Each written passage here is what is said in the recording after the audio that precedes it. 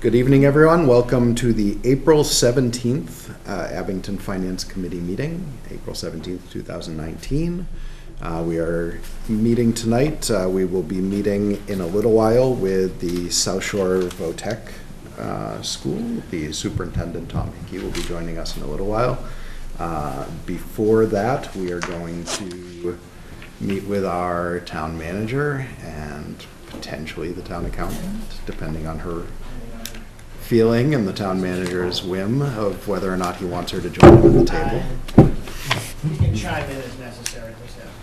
Going over. I'm not sure. Expecting the CEO this evening?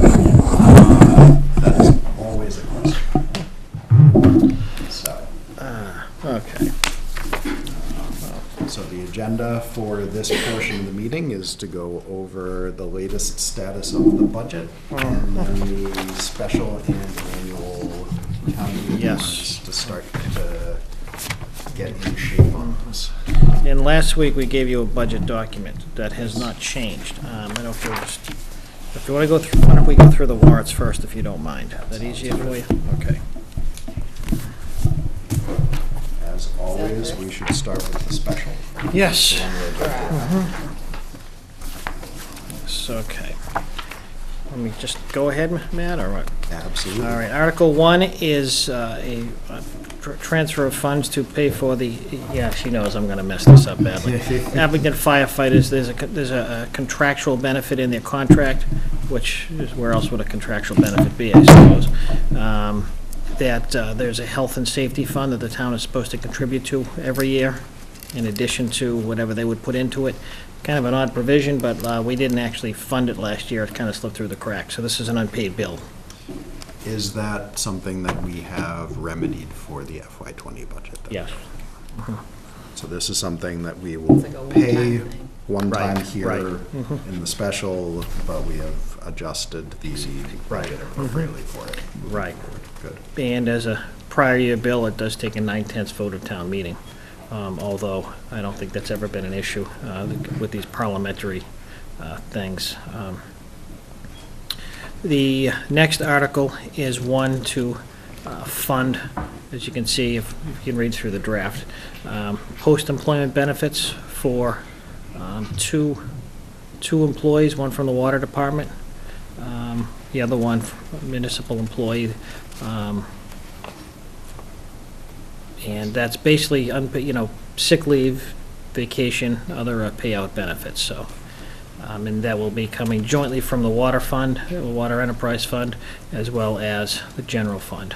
End of year transfer from the general fund. An employee from the water department. Yeah, the superintendent, as a matter of fact. Was it just him? Yes, Okay. yes. I thought you said two employees. Oh, yeah, I'm sorry, yeah, he's the only one from the water department, the other one is, yes. Okay. The third is for monitoring our landfill. This is also in the FY20 budget. This past year, the town was we're working off a bond issue for capping the landfill, and that is essentially run its course. This really should be an operating budget item anyway. Like I say, the bond issue, I think we talked about it last week with Sean. That's the one we discussed last week. Right. It's in the budget Right, now. exactly, where Sean gave us the long history. That's right, exactly, so. Article 4 is to fund a collective bargaining agreement with our police association. It has not been completed yet. Hopefully by, the end of April, it will be substantially wrapped up. It's getting, we're very close. That's good to hear. Yes, right, on time, for the most part, only 1 year out. Article 5 is to fund the end of the year snow and ice deficit, and I know Sue and I were talking about whether or not that should all be done this year, with one. I know last year we split it up, part of it was free cash, some of it was on the recap last year, so it's really a matter of form over substance at this point.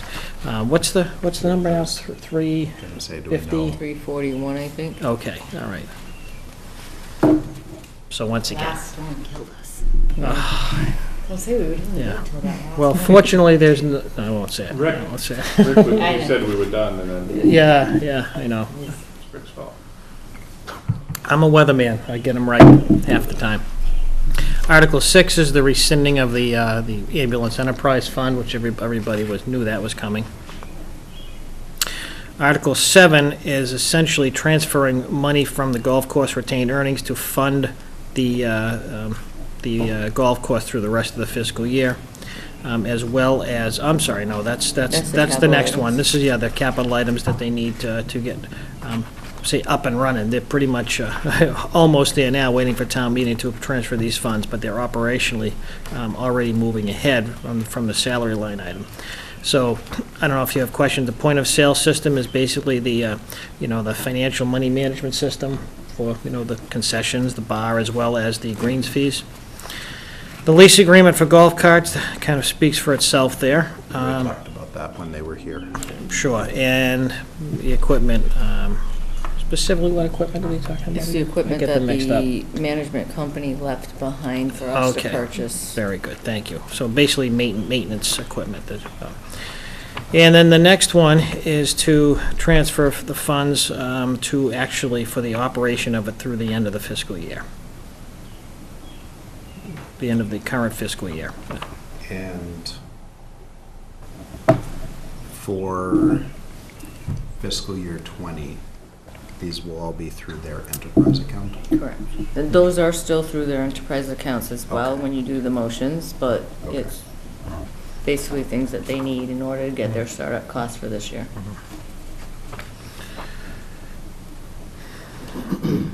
And Article 9 is kind of an outlier at this moment. This was something that had been submitted, but the DPW, Park and Recreation, they have other priorities, and this is, at the moment, this is not one of them, so it may very well be that this will be withdrawn.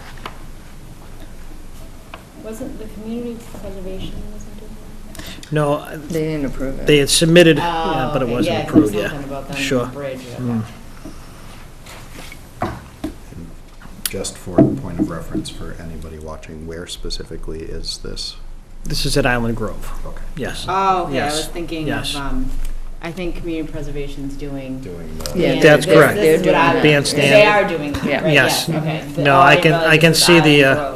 The confusion, yeah. Oh, okay, it Pavilion, said bandstand. pavilion, it's Star Exactly, Trek and sure. bandstand, so I thought it was there. Mhm. Oh, I didn't realize there was one on Yeah, Island Road. well, that's, yeah, so So you that's you why were it's not correct. community preservation, You were that's correct. separate. It's Okay. already, they actually had applied, I forget, was it Mr. Ulwick? Mhm. Had applied for, through the Community Preservation Committee, but that was not, it was not recommended this year.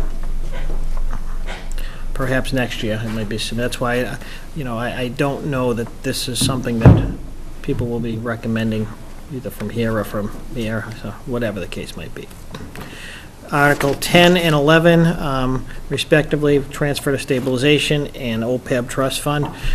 We're targeting about a little over 400,000 of free cash for the stabilization fund and a little over 100,000 for the OPEB trust.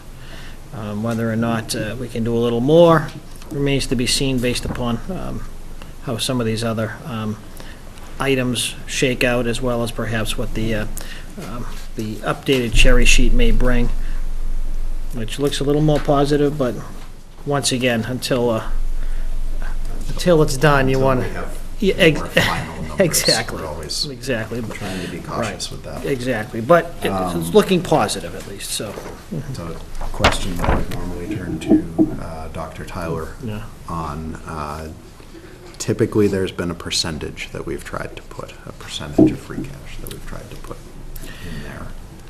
Yeah, I'm trying to remember. this goes... It's 60% stabilization, 40% capital, and out of the 40% capital, it's 10% to OPEB. OPEB. Mm. I'm sorry, sir, could you repeat that? 60/40, and out of the 40, 10 goes to OPEB. But that's not the formula that we're using, we're just trying to fund capital Do the best we can, yeah. and still put stuff in those. And also, the last several years, as you know, generally we'll be using free cash the end of the year to balance our snow and ice deficit. So if you wanted to look purely at percentages, you'd be taking that off the top. But no, we haven't really been hitting a target in the last several years. Yeah, the percentages are post-snow and ice. Yes, and again, it's not like that couldn't be done, it's just a matter of, okay, what capital is, do people feel can wait? But either way, eventually you have to spend the money, so that's the question. That's the age-old question that I think everyone debates from town to town is, do you put money in the bank when you need services? Do you put money in the bank when you need, that's, there's two ways to look at it. You want to be conservative. On the other hand, people don't differentiate between their taxes and estimated receipts and free cash. And it's like, don't put my money in the bank when, my kids need service. So it really is kind of it's a moving target in terms of what your priorities This might might be be. a dumb question, but like the interest rate, obviously, I think we should have money in savings, I'm not saying that we shouldn't. But I know like last week we were saying we have bonds and everything, and we're just paying interest. Is the interest rate on those higher than what's in the savings account? So it would make more sense to pay those, do you know what I'm saying? Like I wouldn't put money into my savings account if I had outstanding debt, because, Sure. does it not work the same way? Do you know what I'm saying? Because like the interest rates right Yeah. now in savings are doesn't bad, and my card rate is higher, so I might as well put the money towards that as opposed to putting Right. it in savings. Well, the goal with the short-term debt is to get you to a point where you're incurring long-term debt. That's just a bridge to get to a place where either you have, whether it's a school or you're putting together a number of smaller items into one long-term borrow. Is that more or less? So we're like getting 0.1% on our money in the bank, or we pay things off and not worry about that, $3 a month that we're getting in interest, Sure, yeah. so.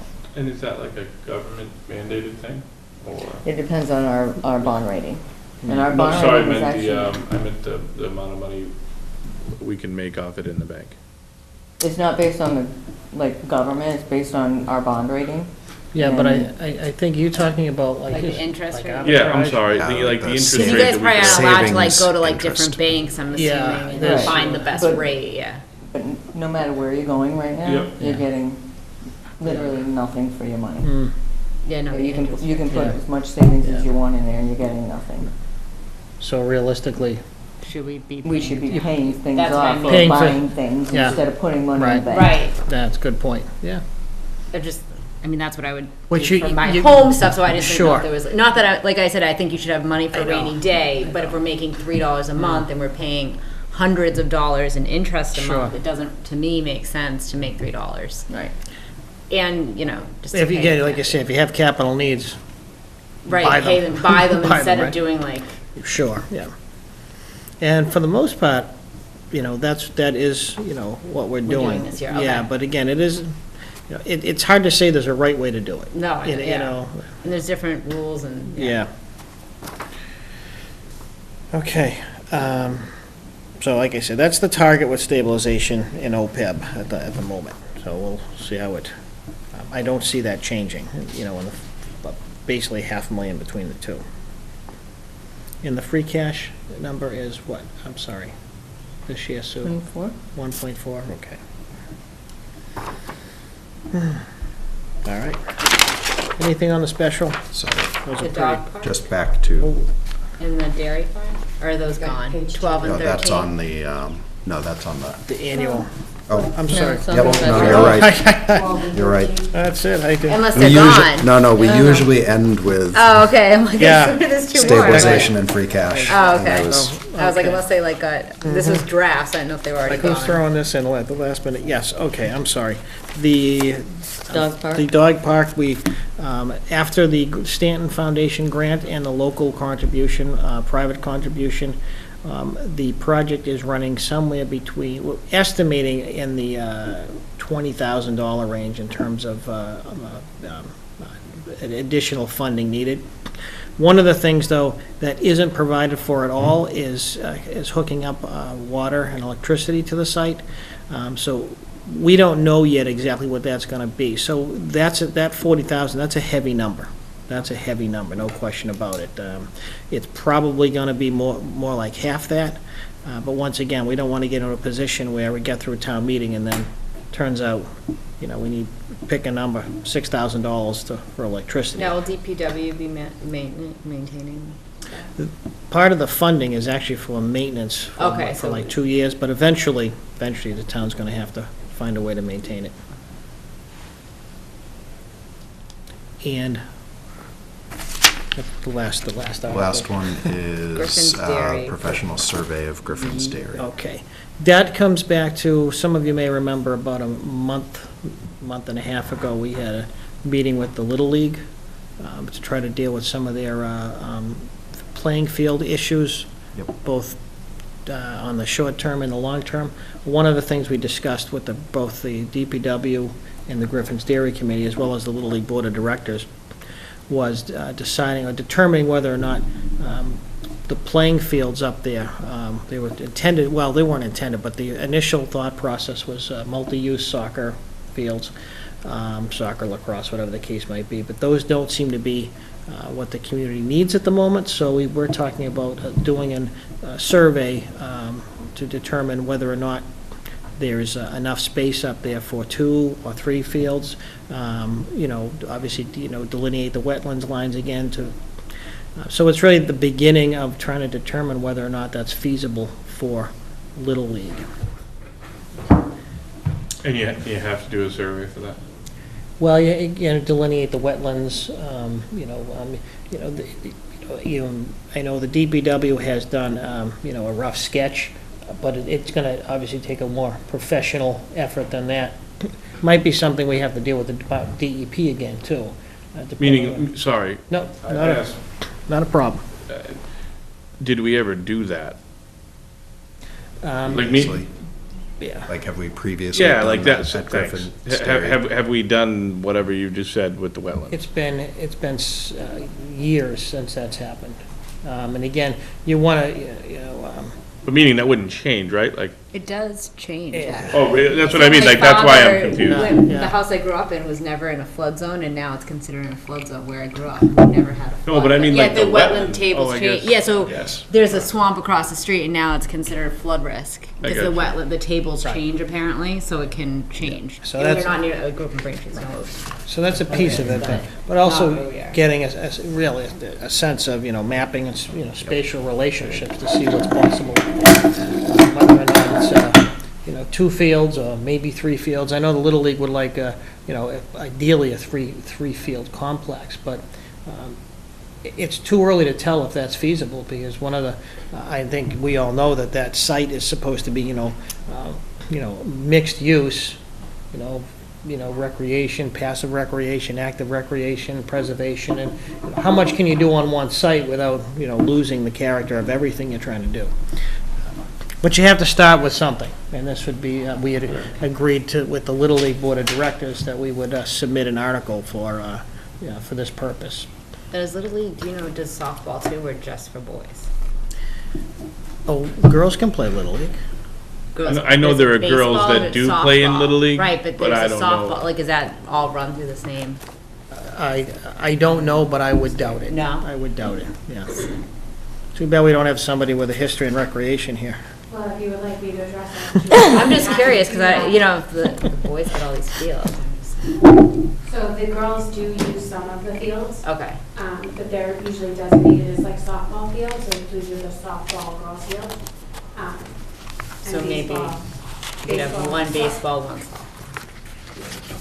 Well, like a baseball field would be very different dimensions than a softball field, but maybe a Little League field would. No, I Not played typically. A softball. baseball field and No, a it's more softball field? like ages, Greg, they Yeah. go more by age of like, so a smaller field, like, so if you look at with Memorial Field, there's like the Dust Bowl, which is like a little bit smaller than the other fields, so like the girls and the boys can both use those, but Yeah, because growing up, I think we played on the same. I'm trying to think at the high school. I think it was the same. There was only. Maybe they don't have fences? there's No, like. Alright, so sorry. but that's like varsity. I'm Yeah. thinking like There's a Little completely League, yeah. different organization in town, That Abington does. softball. Oh, And okay, then so there's they don't Little- care about the fields as Yes. much. Okay. All right, just wondering. And they're permitted different, they're Okay. separate. Just a side question, is the Griffin's Dairy Committee on board with this? They are, yes, yeah. We met with the Board of Directors on 2 occasions. The Griffin's Dairy Committee was there, the DPW, including our Recreation Committee Chair. So it's a group decision to put this forward. Are they willing to embrace whatever comes back from this? Like, if they say 3 fields, are they willing to? Well, say, I "Yes, we will don't, do it"? yeah, I think that's the beginning of conversation, not the end of it.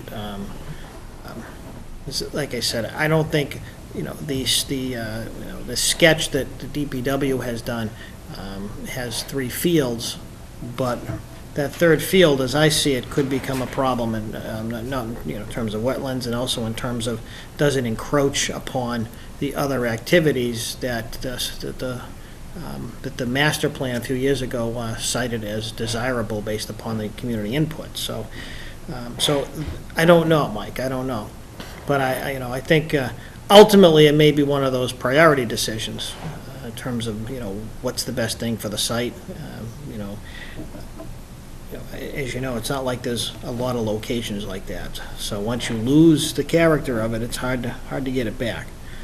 But hopefully it can accommodate enough to meet a lot of needs. The prior goal with regard to multi-use, basically soccer/lacrosse fields, that was embraced very much by the Griffin's Dairy Committee and the DPW. That's why we have a parking area with no fields. I was in all those meetings. Oh, okay, yeah, I'm glad I wasn't, to put it that way, so. So this one will sort of lap over between the special. But just going back to the amounts for stabilization, Yeah, if free cash is 1.4, we're looking at not quite, but somewhere in the ballpark of 4 for snow and ice removal. That takes us to around 1. And we're looking at 400 for stabilization. yeah, exactly, yes. And Maybe somewhere around 40%. I actually have it. I don't have the percentage, but I have the summary of, there it is.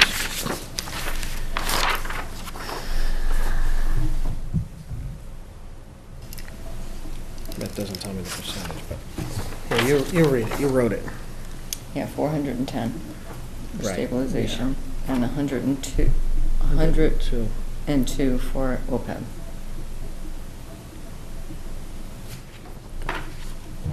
Not too far. That's with all of the capital items that everybody's requesting. Right.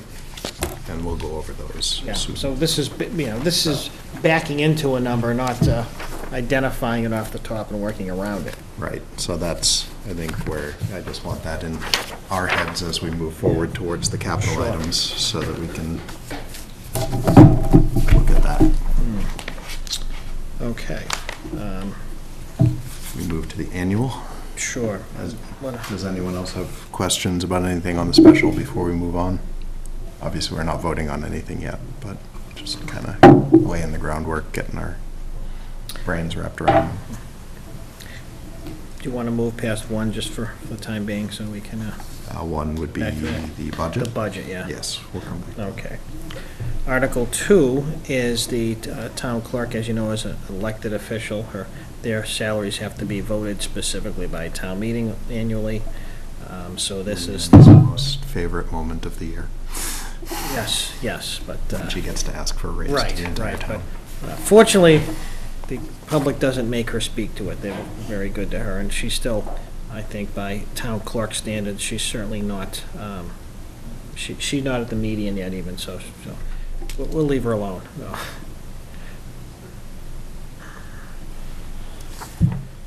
The Article 3, as you know, is the capital article. And most of you know that the police department, the cruiser replacement program, this is the year of three cruisers. I know we typically do 2.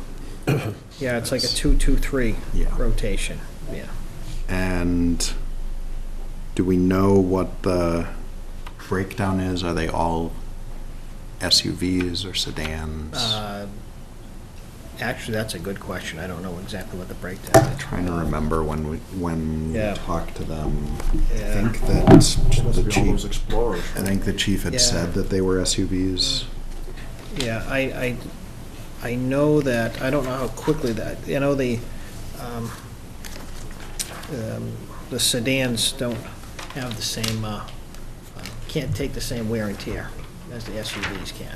There's no question about that, so I know that's been an issue in several places, probably everywhere, but, I'm sure you pay a little more for the SUV, but they do last a long time, and as you also know, those tend to be the surplus vehicles that other town officials end up driving for many, many years after.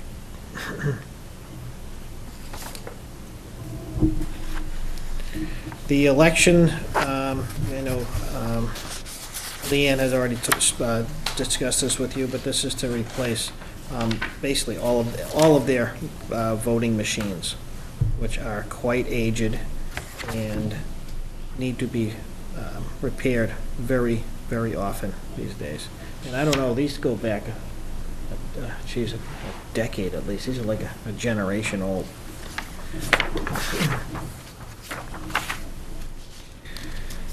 I think we're all familiar with the roof replacement. on The the senior center roof are finally making it onto the capital plan. Now, is that what it definitely costs, or that's an estimate?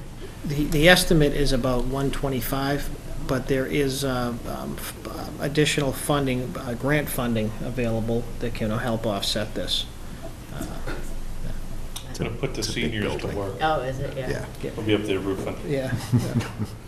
Careful. as long as they don't fall. You're on television, be careful. Seniors love me. Let the record state. And the stand-up mowers for DPW. I know these have already been discussed to some extent. I think from our standpoint, the revenue sources are probably the most important thing we're worried about at the moment. DPW mandatory dam failure impact study, this is something that has been, I know the DPW has been trying to deal with for at least 2, if not 3 years. Basically, it's one of those DEP mandates, as everything is a mandate. And we do have, it's not particular to Abington. I think the biggest question I had in this section with the DPW was the MS4 permit. Yes, the MS4 permit is the stormwater management program that's actually comes down from the EPA. This is something that's hitting every city and town pretty hard in terms of, it's a multi-year process that actually involves many departments from planning, to building, Board of Health. This is basically, it's a way to handle and manage stormwater over a number of years. It's heavy engineering, we'll put it that way.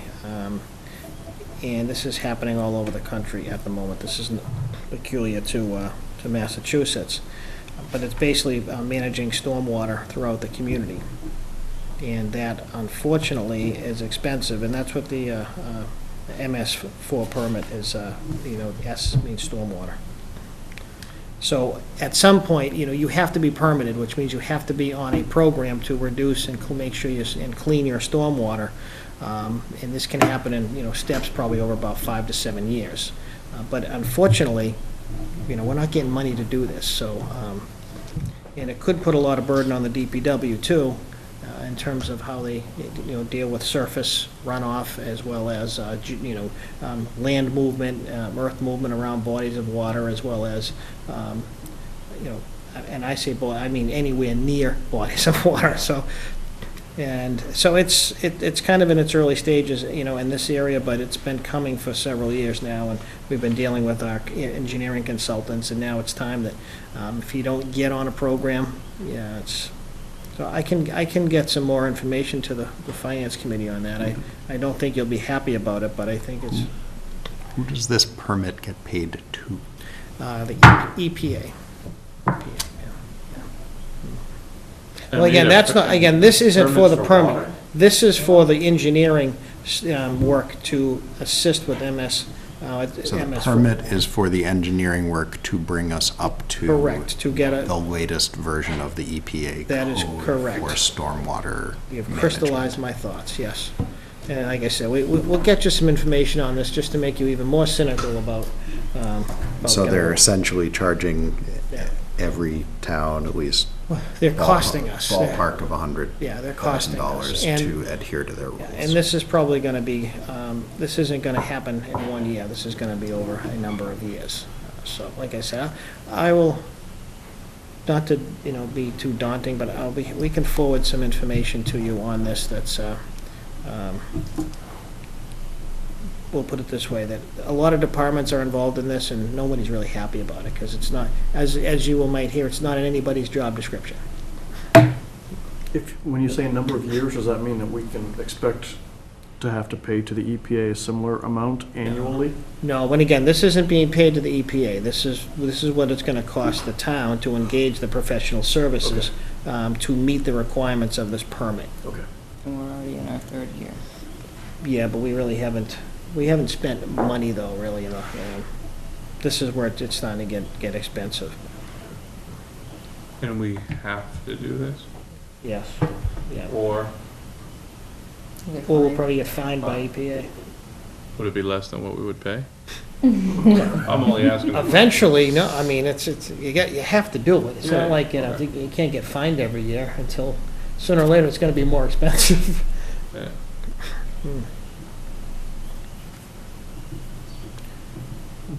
Fuel station upgrades, that speaks for itself. We're all familiar with the fire department. I don't remember what the ballistic protective equipment was. For active shooting equipment. Okay. Yes, Right? right. Is to protect the first responders who Yes. do not already have that from danger. Yeah, I just didn't remember. Sure. Now that you're In mentioning the, it, that as you was- can tell, but that, in the tables here, needs to move down a little bit to 35,000, but that's, at least in my version.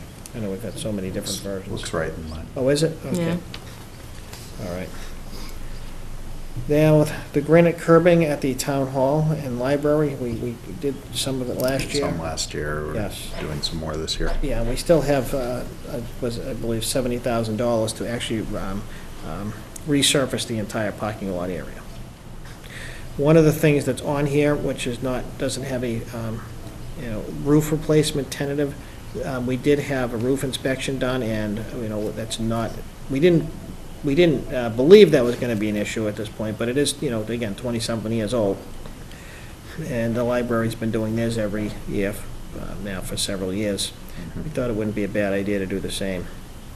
Well, Sue didn't think it'd be a bad idea. I didn't want to pay for it, but. The carpet replacements, we're actually waiting for an estimate right now. Some of you who walk around here a lot realize that there's, a lot of duct tape, closing seams. This is worn out. It's worn out, it's, 20-something years old.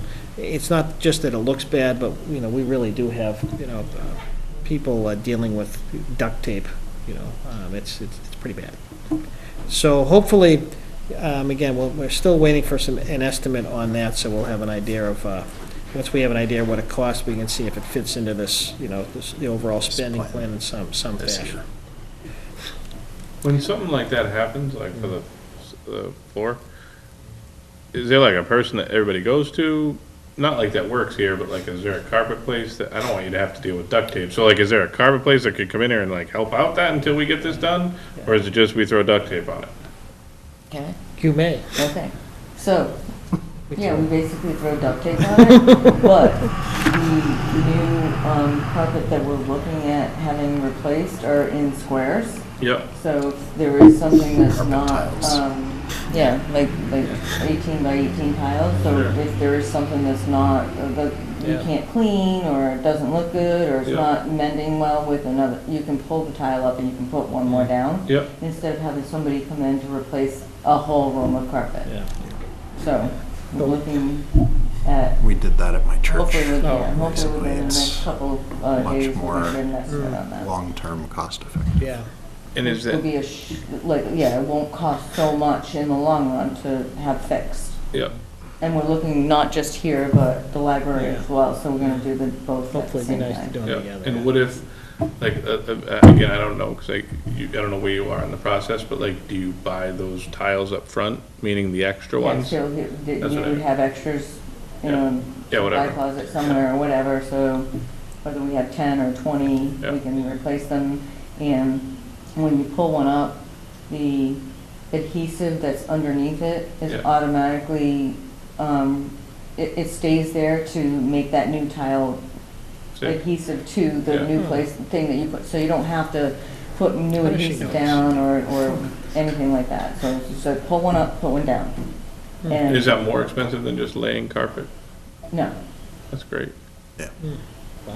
And it's good to have the tile, to get the tiles Right. for replacement ahead of time in case I was gonna things say, get discontinued. That's what I'm saying. Yeah. if they Well, that's the only discontinue reason I just color asked, and because then- I yeah. can just see that they don't make that color anymore, whatever we Right. picked or whatever, Yeah. yeah.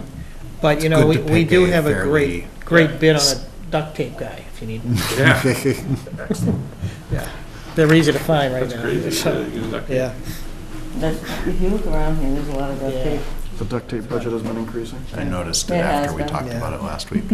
And eventually here, you know, we need some window work too. I don't think we need window replacement, but there's a lot of windows that need to be dealt with, yeah. Should have saved those ones from high school, right? You know, I knew, Sorry. I'm not shocked that someone brought that up, but Sorry. I'll be the bad guy. it's all right, it's okay. Too soon. Okay. The Woodsdale School parking lot, I don't know if anybody's been up there, but that's another, Need. yes, speaks for itself. The water, again, I don't feel qualified to speak to these water department articles. We went over I think we those. went over all of We this went with over them. those with Dan when he was here, Dan Yeah. and Joe. Right, and the funding sources, as you know, are all, so. I feel like we It's went all over all from of the this. water Yeah. receipts. Yeah. We went over sewer as well. Yeah. Yeah, so the only question mark in here then is still, obviously, the carpet replacement, you know, obviously it was the goal to have numbers earlier than this, but.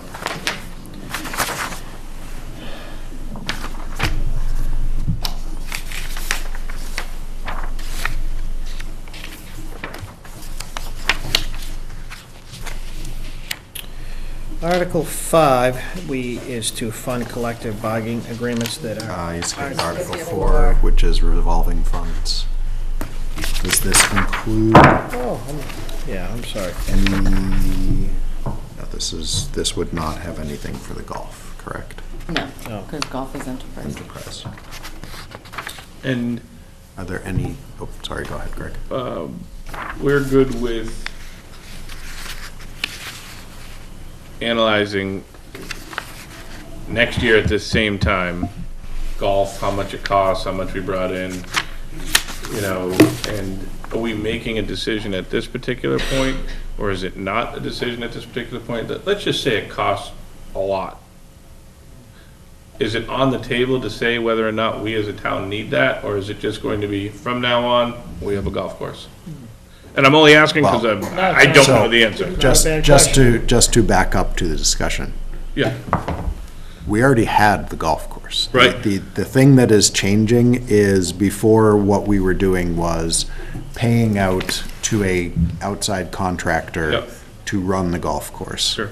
We put out to bid, nobody bid on it because the contractor who had been doing it is retiring. Yep, So we decided to take on running it as a town department Yeah. instead of putting it out to contract again until we found somebody who was willing to do it. From all of the discussion that we had when they were here and what it looked like, the golf course does take in more than it costs to run it. yep. So that should, It should work, that especially after should the, continue. especially after the first 2 years or so, once they've got some of these startup Yeah. costs behind them. It should be reasonably profitable. Yeah, like the carts are But- gonna be, but whenever they the did carts are say- there, it's gonna be big. Yeah. If they don't allocate for that every year, you know what I mean, like some They have to budget that you turn can over- roll over or whatever. Rotating Sure. That's gonna be additional a big cards in. expense every, Yes. No, and we did talk with them about that when they were here, and they did talk about, at least for the first year, we're definitely still evaluating whether or not it's the right yeah. decision to run it ourselves, so. And, you know, the problem would be is, you know, there's 3 full-time employees, and, you know, you'd have layoffs, and that's, and again, that's not the end of the world, you haven't lost that much, but I guess it depends on what the transition would be if we do have to privatize it again, Yeah. in terms of the investment in capital. Right now, as we mentioned earlier, you know, so a lot of the maintenance equipment, you know, the town is actually purchasing from the prior private operator. So what that transition may look like if this has to happen, I don't know, but it's hard to, I don't believe it would be onerous, you know, if we did have to go private again. It would be unfortunate, but. Yeah. And this, you might hate this, Interject here for my notes reasons. The golf is an enterprise, not a revolving fund account. So Correct. we're on Correct. that It's an subject. enterprise, yes, Okay. yes. Thank you, sorry. Yeah, no problem, no problem at all. Okay. We on Article 5 now? We just did 4. you might hate this question, but in my brain, it's tough for me to let stuff I hate go. all your questions, Greg. If we're able to buy that equipment from I have- whatever, I have a question. how can't we do that everywhere else? Like, how is it not going out to bid or whatever, you know what I mean? Whatever the answer usually is when we need a piece of equipment or something like that. That's what I want. I want to do that, what you're talking about all the time. I think that would be a little bit, probably more cost effective. Do Well, tell. Yeah. It already belongs. All right, so it's It's already already ours. there, I got you know, you. You're just so basically it's like, transferring. well, If we were to have to go out to bid to buy this equipment, Right. we'd definitely be paying more than what they're asking us to Exactly. give us, to give them for used equipment. Yeah, So that's why we don't, I mean, should we go through the process? Yeah, but when we go through the process, the used equipment is gonna cost us less than the new equipment. Absolutely. Because we're gonna have to go out to buy new equipment. We're not Yeah. gonna get the new, we're not gonna go and say, we need a used lawnmower and we need a used weed whacker. Right. We're gonna go out and say, we need new stuff, whereas they're telling us, Yeah. you can buy your old stuff. You Yeah, know, it's so, kind of a, and it's under the threshold anyhow. I got you. yeah, you should have started with that. Sorry. That's all right.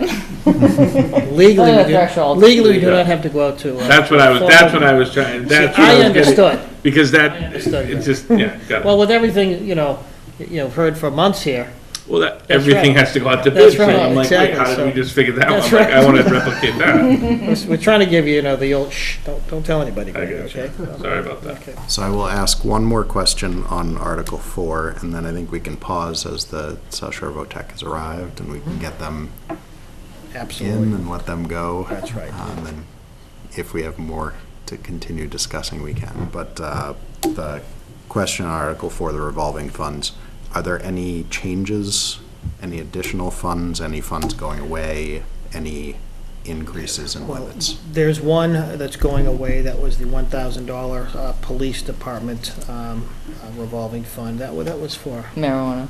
yeah.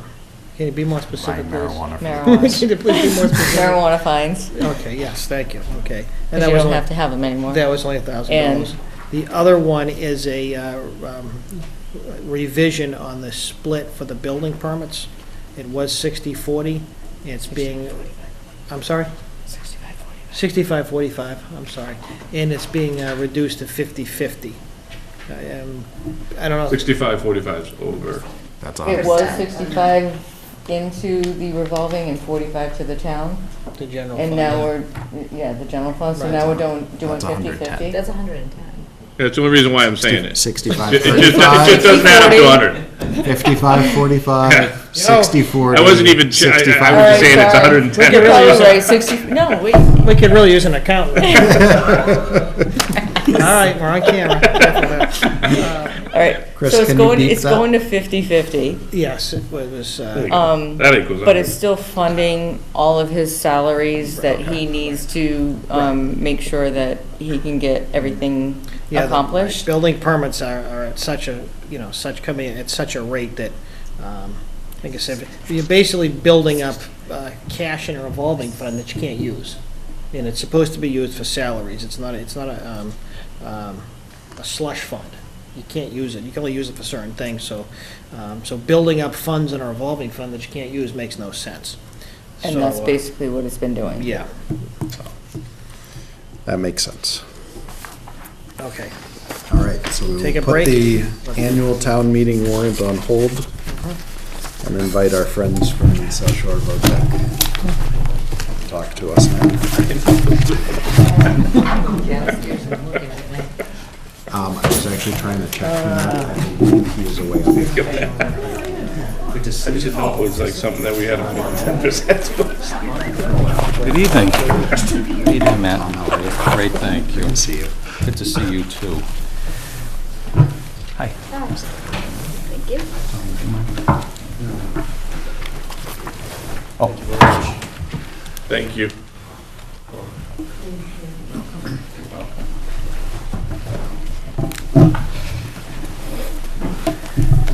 thank you for adjusting your schedule to allow us to Absolutely. finish our school committee meeting and hustle on over here from Hanover. Thank you, Mr. Chairman.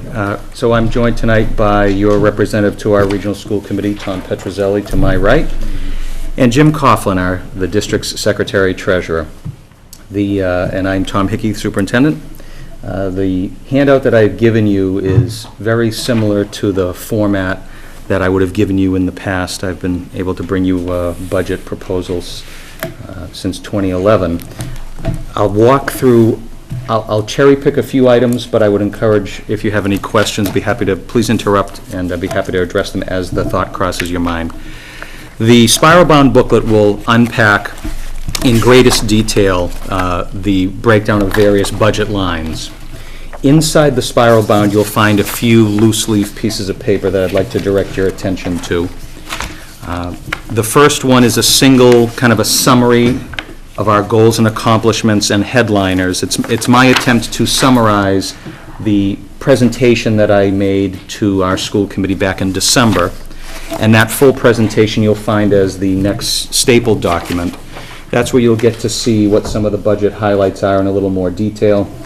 I also spend a little time in that presentation talking about our continued attempts to be invited into the MSBA program for renovations and repairs to our building. You might recall that I would have mentioned this to you last year around this time, that we had an outside engineering firm do a facilities audit, which has been very helpful, and we supplied that to MSBA. Our needs are just not as dramatic as some other districts in the state. But what I boiled down for the committee and reminded them about, and have talked with our other district communities, is that we probably have about $12 million, according to the engineer, of maintenance costs. Nothing is a crisis. We continue to do our best to not operate in that zone, so there is no big ask tonight. I just use it as a placeholder to say that should we get invited into the core program in December at the MSBA's December meeting, it would then trigger a series of events which you're well aware of in terms of what's involved. Again, I'm not talking about new building construction, but I'm talking about more than just a roof, window, and boilers.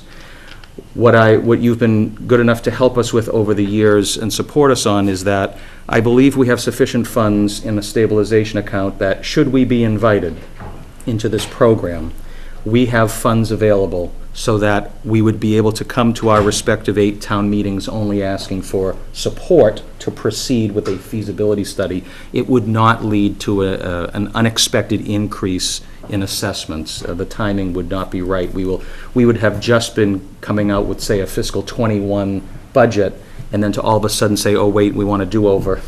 So I think we're in a good position to make that move should we be invited. So that's one of the headliners I'd like to spend a little time on. But I think the third loose leaf document, which says preliminary assessments FY20 at the top, that third loose document is probably the one that you would, with the time we have together, that I'd want to spend the most time on. And this basically unpacks the numbers that we're coming to bring to you for a proposal.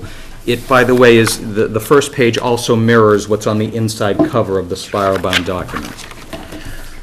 So I joked with you a year ago saying I am coming to ask you for less money, and I am now, once again, I am coming to ask you for less money. A significant drop-off in enrollment is a large contributing factor to any funding formula. There's no getting around that. And so that's why our request for $1,398,343 is a decrease of $239,264. Where did we arrive at those numbers? I can approach them in two ways. At the top of the page, you will see, looking from left to right, you'll see the variance in our budget increase. What I said to our school committee is that our overall budget increase is 3.1%. That's in the aggregate. We will be, as part of that strategy, we will cover some of those costs where you see it says a little further down, it says stabilization fund transfer. We have some funds in stabilization to help offset some transportation costs. We recently leased some buses, and we're going to be drawing down the money we set aside over the life of the lease. So you'll see that show up in successive proposals that come up. It was actually one of my questions following up from last year was where you were at with leasing the buses. So we ended up leasing 12 propane-fueled buses, a 5-year municipal lease, and I feel very good about it. We had an initial 3-year lease of 7, so now all of our buses that we're using on a daily basis are leased. Of course, as you may recall, we employ our own bus drivers. We don't contract out, so we control for those costs as opposed to a third party. So now we have 12 propane buses, 5-year lease, and we will own them at the end of the lease, which we feel will position us well, that the market would still fetch some trade-in value should we decide for a successor lease at that point. So I'm very happy with that. And in fact, dollar for dollar, it's really helping to control the repair lines as we are no longer having a fully owned fleet. And so our repair lines are going down. On the revenue side of things, this is another interesting year, given that to help offset some of the, even though I'm coming to you with a lower number, part of what contributed to that lower number is an increase in projected revenue, which is not a series of words we can oftentimes string together. The more modest increase in Chapter 70 was based at the time off of the governor's budget. So we're expecting that if the governor's budget, not the House, not the Senate, and whatever happens between now and July, but we would realize an increase of about $105,000 in Chapter 70 aid. With the enrollment and admission of an increased number of non-resident students, we're also seeing an increase in non-resident tuition. And based on more generous projections, we're projecting that 70% of our regional transportation costs would be covered. What I'm seeing, just as a casual read of the media, is that there seems to be a trend toward increased amounts for regional transportation. We would love to see 80%, but we feel as though coming in at 70% is a safe number. If we were funded above 70%, we have the ability to take any leftover reimbursement money and put it in a 1-year transportation reimbursement fund, which we can then use as a revenue offset for a fiscal '21 budget, or if we had any unexpected transportation costs, we could use those funds there. So the net result of all of this is that in the aggregate, we're actually coming to our 8-member towns asking for a little over $92,000 less. So while some towns' assessments have gone up and some have gone down, the overall amount of money we're asking for is less, and that's due in large part to the increased revenue. The remaining pages in this document, you will have seen them before, and I will be happy to go through them at a moderate pace, and you can stop me if you have any questions. You all know how the Chapter 70 formula covers the minimum local contribution that towns have to contribute towards the foundation budget. The foundation budget is a combination of Chapter 70 and whatever the local communities can pay. But how do we assess our communities for debt or for capital or for other expenses? And that's what you see on page 2 of this handout. The columns you see in yellow are the actual enrollment numbers that preceded the only debt we have on the books right now, which is about $120,000 a year. You would have heard me say this year after year. This is a 2010 roof and window project. We use the enrollments of the 3 fiscal years preceding the authorization of the debt. So that number will be fixed, and it will roll off in December 2021? 2021. Yeah, so in the middle of fiscal 2022, that $1 million of debt will be paid off. The middle 3 columns are how we assess for capital. It's not fixed, it's a 3-year rolling average. So the numbers you see there in the middle, fiscal 16, 17, and 18, those were the enrollment numbers at the time. Each year, 1 year drops off and another year gets added. And then the 3rd column that you see in white, fiscal 19 numbers, those are the enrollment numbers that we use in proportion to assess for transportation costs and any other costs above that minimum contribution. What Jim put together on page 2 in raw enrollment numbers, so you know where we're getting them from, he translates on page 3 into percentages. So if you wanted to say in a more casual way, Abington has 21.93% of the debt, or 22.01% of the capital. That's the story for this fiscal year that we're projecting ahead. So when we get you over to page 4, and you want to see how all of that translates into actual dollars, how does the 1.398 million break down? You can see Abington's line at the top. Reading from left to right, you see the first number is the state number from the funding formula, the foundation budget. The next column is Abington's share of the windfall from non-resident tuition. So that's how much the assessment was, I'll say, further lowered. But if that number didn't exist, then the delta would be more conservative. The 3rd column, called above the minimum, those are costs above the foundation budget that are needed to run the schoolhouse. The transportation column is based on the most recent October 1 numbers, again, so that's in proportion. And the last 2 columns would be linked to what you saw on the previous pages. Abington's share of the debt, $26,794, and then Abington's share of capital. Page 5 takes all of that and collapses it back down to show you the 1-year look back of Abington's assessment change, which is where you'll see the drop in that number, a 14.61% drop. Quick question, I'm sorry, Please. what is a non-resident tuition? Yeah, no, don't apologize. That's a great question. No, good question. We admit students from outside the district. Yeah. The communities from which we admit them are charged tuition. That's a rate that is given by the state. We collect the money, and then that money is used as an offset. So Gotcha. the reason we can say this now is because that's the money we project to collect right now through Yep. June 30th, and we use that as an offset to our district communities. Yep, thank you. So as a example, we've talked about in our discussions, I think this year, but definitely last year, some students that go to Norfolk Aggie, which is not within our district. We pay for them, we as the town pay for them to go. That's there. right. It's similar, towns outside of the 8 towns that are in the district for South Shore VOTEC. Students from those towns that go to South Shore VOTEC those towns have to pay.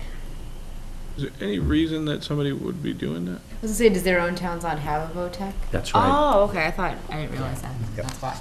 And then the last question, I'm sorry, just before you get. No, not at all. This might be a really bad question. Is there any reason Cohasset's in here? It just doesn't sound like they really do much, and maybe that's great.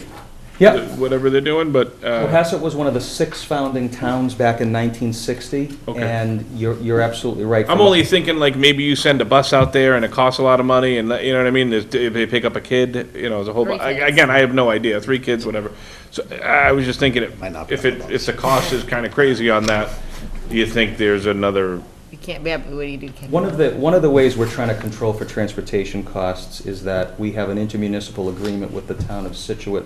Okay. So we actually, they had, it's worked now for a couple of years, so we actually have a bus that is run by Situate Public Schools that they didn't have a need for having a route. So we have a driver launch from Situate and do a portion of the eastern part of our district. I gotcha. And both AM and PM. Okay. but you're right, their numbers are low. And their numbers, I think, probably in the, for me personally, 24 years as a teacher and administrator, their numbers have never been super high. But I think a lot of that part of that has to do with our ability to have access to giving information to students. And what we find is that when we're able to provide access to information, there may be families out there that aren't really aware of this as an option. Sure. But for now, yeah, their numbers are low. Per pupil wise, their per pupil costs are higher based on their ability to pay, but the numbers are overall very low. Yeah, because it struck me that they're in it, but Hingham's not.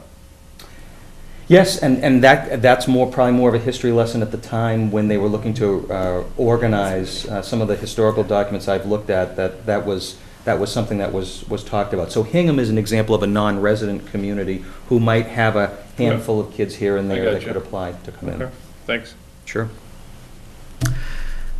So page 5 is the one-year look back. Page 6 is a page that Jim takes from the DESI website after the governor's budget is put up there, just showing you, again, just validating for you where we're drawing these numbers from. And then the last page of the handout you'll see is the breakdown of our in-district and out-of-district enrollment by grade level. My sense, this is more forecasting, it's probably not relevant for right now, but we'll be graduating 29 seniors from Abington. And from what I'm seeing right now, based on admissions, we seem to have an incoming freshman class that will be closer to that number. So, crystal ball is that I probably wouldn't be back to you in a year talking about another 20 student drop. But so there's been a trend of a couple of years that we've seen a drop. But based on early indications, that number may be a closer delta than in the last couple of years. Other than that, I would tell you that this fiscal 20 budget proposal has the biggest components of the budget overall are in capital, as we're looking to renovate our only practice field. And so I'm very, very, very, very sensitive to the idea that if we're going to come to a town looking for funding, we have an obligation to come to our communities with just one number. We don't come with separate capital articles. So when we bring you a number, we've got to figure out what it is that we want to do and what can our communities afford.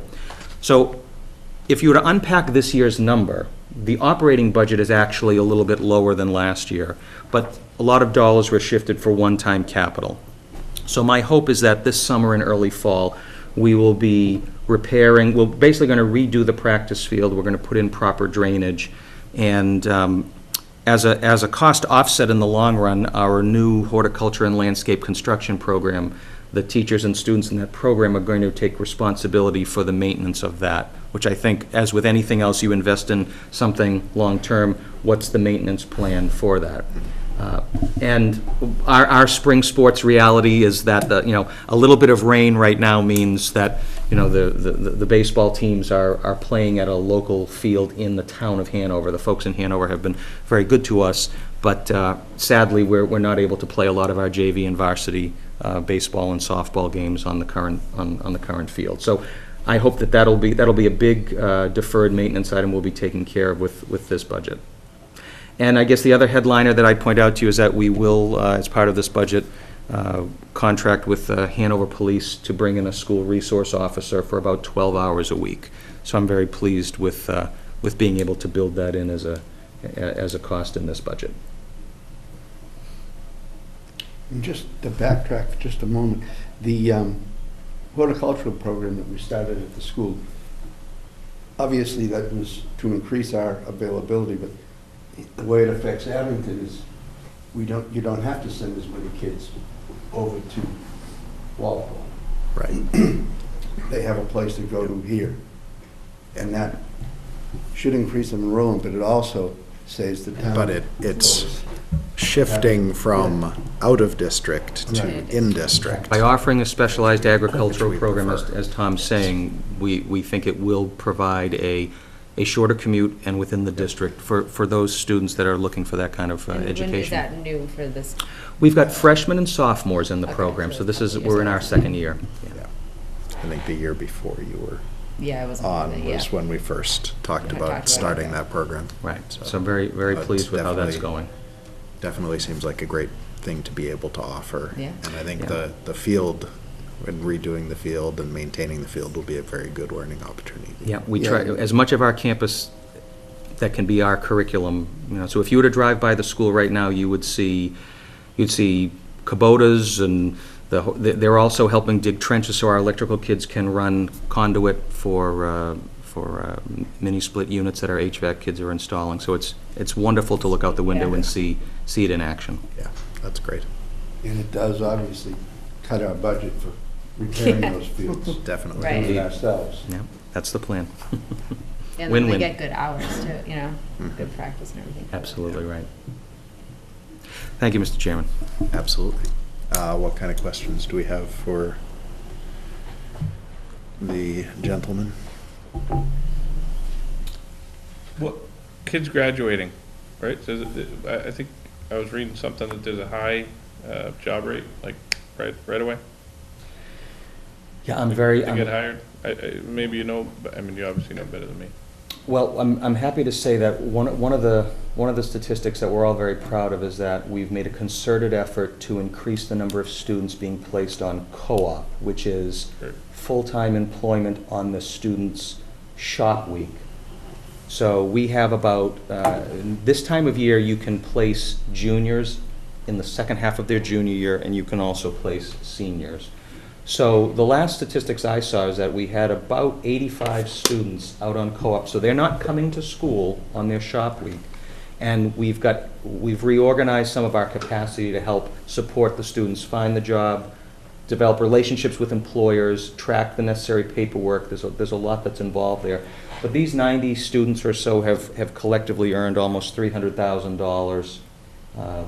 And they're being put in job placement that focuses on skill development. It's not, we don't want to put someone on co-op simply to simply say we're putting them on co-op. We want to say there's value added. In terms of the kids graduating, we have, most recently, the most recent graduating class self-reported about 55% going directly to school. But those numbers, when I look deeper into the numbers, I see a lot of students that are not exclusively going to school. Very few people can just go to a four-year school full-time. And our numbers, the numbers of students who are graduating in 4 or 5 years for a bachelor's degree are lower. And those statistics are across the board. So we actually are making a concerted effort to stay in touch with our graduates. We've renovated and reorganized some of our library media space into a college and career center. And what we're saying to our graduates is we want you to stay in touch with us, because we get calls from employers all the time. And we may not necessarily have a 16-and-a-half-year-old kid in HVAC, but we may know a 19-year-old who graduated a year ago. And that's an additional service we can provide to recent graduates. We don't end our relationship with them after they leave. Yeah. So I'm hoping to have more of those stories as time goes on, because ultimately everybody ends up in the workforce, and certainly people change their perception of a college education is valid, it's important, and they may graduate, but in the meantime, they may have to be paying for a lot of their post-secondary education. So it's great. I live in the district, and so I get to see a lot of our graduates and can attest to being able to talk to a lot of them firsthand about it. One other item that the budget includes for the newer members is that our regional budget includes a lot of costs that aren't typically in a school budget. We carry all of our health insurance in our budget. We carry retirement in our budget. A lot of the insurances, liability insurances, again, they're in our budget, but they wouldn't necessarily be in the Abington school budget because they're covered by the town budget.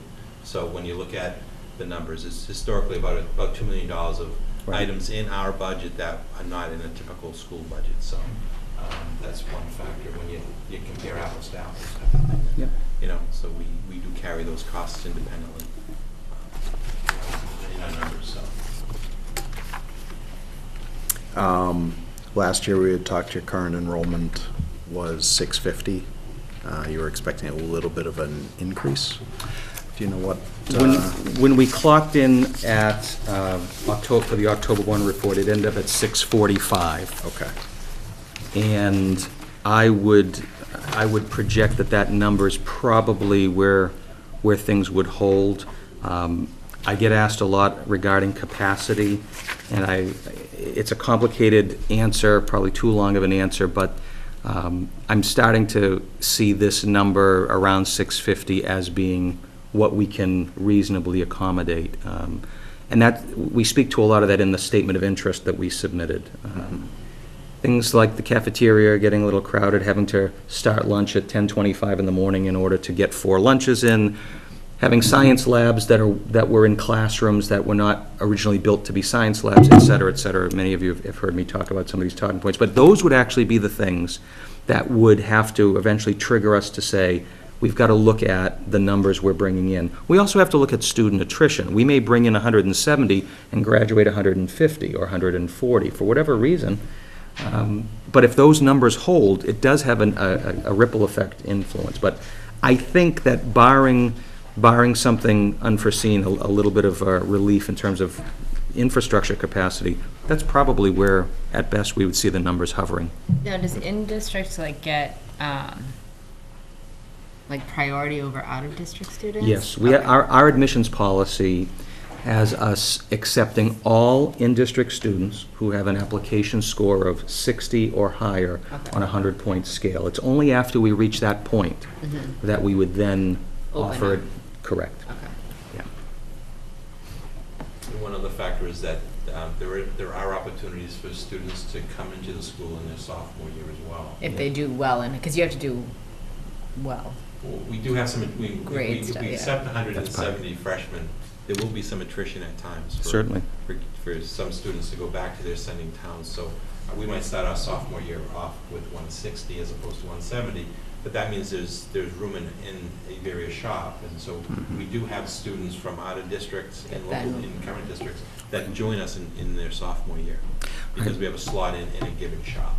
That's an excellent point, and our admissions counselor will begin looking at those applications more closely. What it boils down to is, if there's a rising sophomore who wants to get into, say, our electrical program, there's never any room in our electrical program. So, as Jim said, where there is space, that's where we would. So when we can match it up, there's a seat for them, we want them to be there. Yeah. And I can speak from speaking with one of my neighbors who's an electrician. Your electrical program is very good, and he recruits out of your electrical program. Yes, we're happy to have people recruiting out of the program. Definitely a very well-regarded program. The teachers do an excellent job. They really do. Any other questions? If there was anything else that I had. Numbers in Pembroke continue to be strong.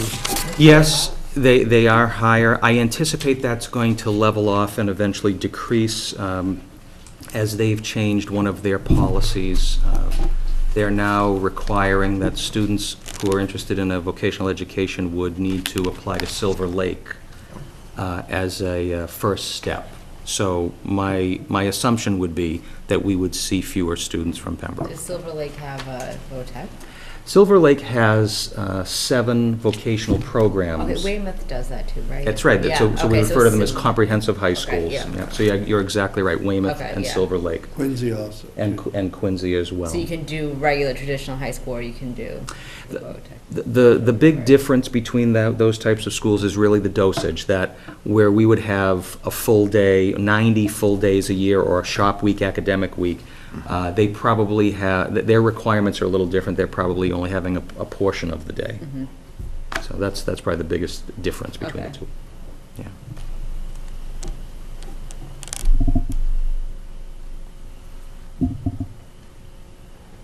I think that was all that I had. Anything else? Gentlemen, thank you very much. Thanks for your again. time. Thank you. Thanks for having us. For coming Not at all. late after your meetings and extending your nights. Not at all. We very much appreciate it.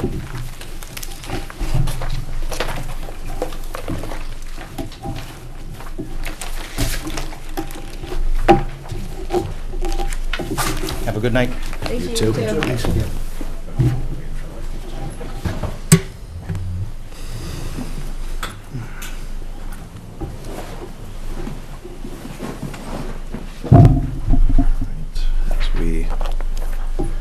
wait for the return of our town manager. Not sure where he and Greg wandered off to. But we will pick back up on the annual when he does arrive to continue going over it. It shouldn't take too much longer with, it looks long, but but not there's a all of it's lot for of us. zoning and Oh, other okay, we're things not that are doing the not, zoning that are again. not Let me know if you're doing. financial in nature. Okay, so we're gonna. What was that? Deb does not think that I am correct in my assessment. I'm not saying it's going to be done in 5 minutes. You mean this meeting? Correct. Oh, I'm good with that. Excuse me. I mean, Renee needs to go to bed. I think a lot of us do. Okay. Up the road. Thank you. Thank you.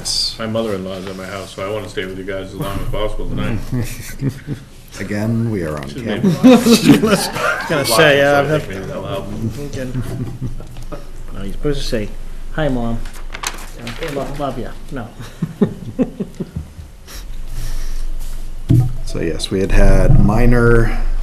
fairly minor changes in the revolving funds. Yes. A very small revolving fund that's going away, a percentage change for the building department, but that's it. That's So it, yes. not much there.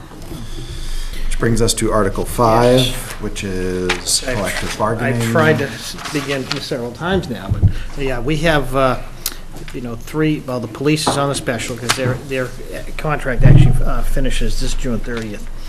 We have our DPW union and our managers union that both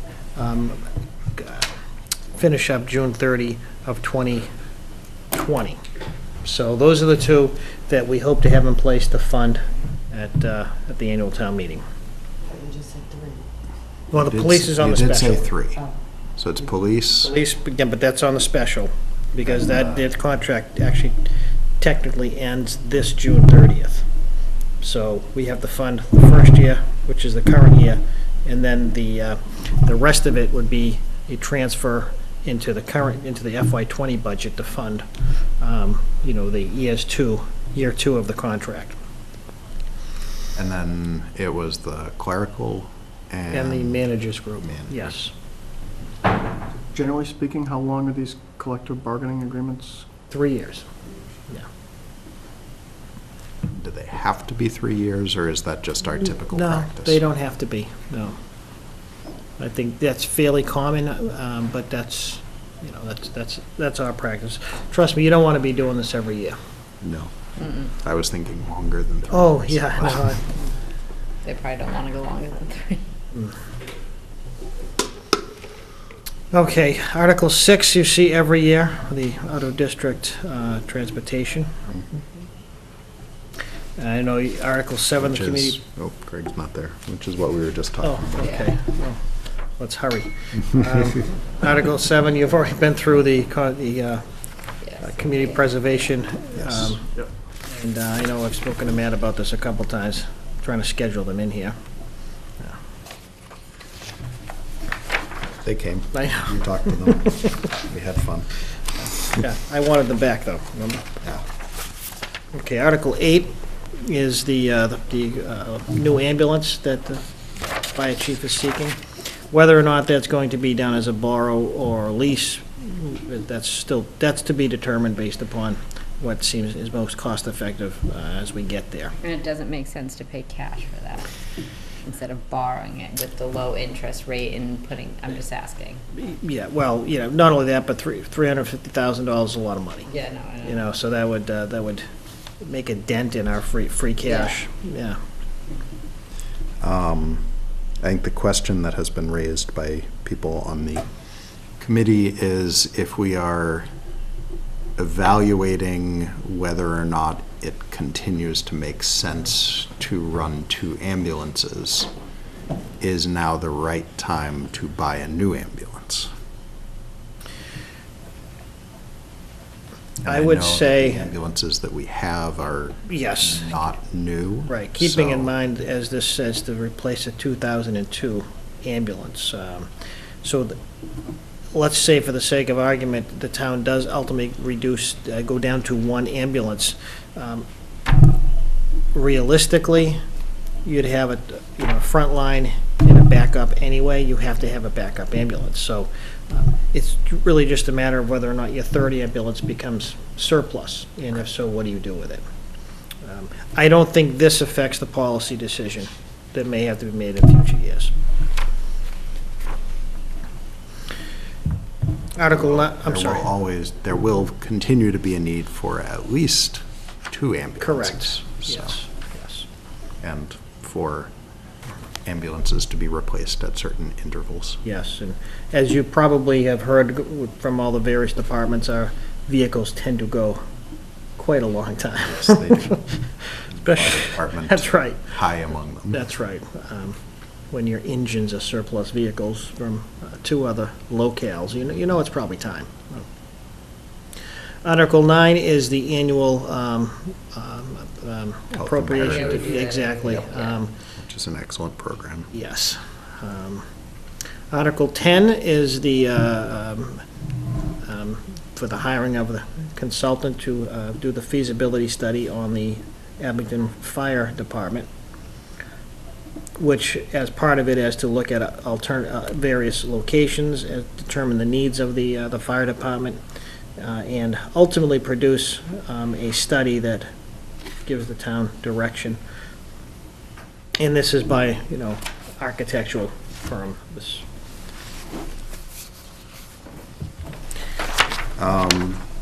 What would the source be for that? That would be free cash, I believe. Yes, free cash.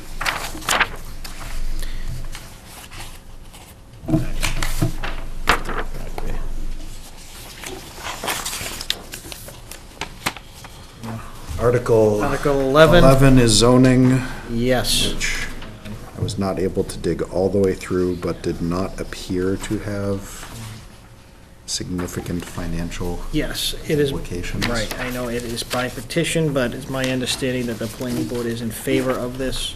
But again, they have not voted to make a recommendation just yet, which they're legally obligated to do.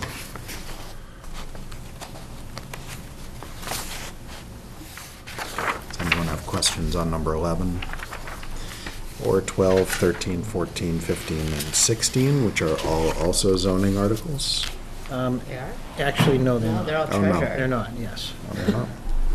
My notes are very bad, then. Okay, I was like, I think it says treasure, I think that. Okay. Big column saying zoning there, so I don't know what I was thinking taking that. Article 12, I mean, some of these speak for themselves. State acceptance statute to, the town should be imposing liens on property that aren't paying their charges. Like any type of enforcement, the people who are paying their bills get resentful of those who are not. So this is just a tool to collect unpaid bills. Article 13, Sue, I would defer to you on this, at this, I know you were trying to, you're just trying to provide backup, which is fine, but, which is the Article 13 on. I don't know what, the disposal of abandoned funds, that's. Well, basically, it's stale checks, and we have to basically notify people that they have these stale checks, but if Okay. they don't get back to us, then the funds that I are see. that were supposed to be paid out can go back to the general fund. I see, okay, Then they won't be able to cash the check at a later date or Correct. anything. yeah, okay. But we do notify them. Yeah, I presume the statute has legal requirements for the Correct. number of attempts. Yeah, okay. I'm surprised that's something we don't already have on our books in Abington. Article 14 is a request to increase the demand fee from $20, I'm sorry, fee of $20 for demand fees. And currently, is it, I believe it's either Yeah. 10 or 15. Yeah. Yeah. Is it 10? Now, I Thank you. believe it can go up as high as 30, if I Correct. understand. So this is, the treasurer collector this is not a revenue maker. This may only make a couple $1,000s. It's just one of those collection tools, simple as that. It's not going to, I have a hard time thinking this is going to have trouble at town meeting, but if it does, it's really nothing you fight over, we'll put it that way. Just trying to add to her toolkit. Article 15 is, I don't know why we need that, so why is that not a chapter 44? This, I think this is the statute that may be inconsistent. Inconsistent with state That's right. statute, Yeah, it's rendering just- it unforeseeable, And this was, unenforceable, or to take other That's- action. What is section 44, subsection 3? actually, it's actually section 44, subsection 2. It was, bless you, it was written incorrectly initially. And there was some verbiage below that, below all of the treasurer collector's items that were removed because town council said, well, you can just make that part of your motion or part of an explanation. So we removed it from Right. here because it doesn't need to be there. But I can provide you guys with all of the explanations for those 4 articles. So what is that one again, though? Yes. It doesn't make any sense.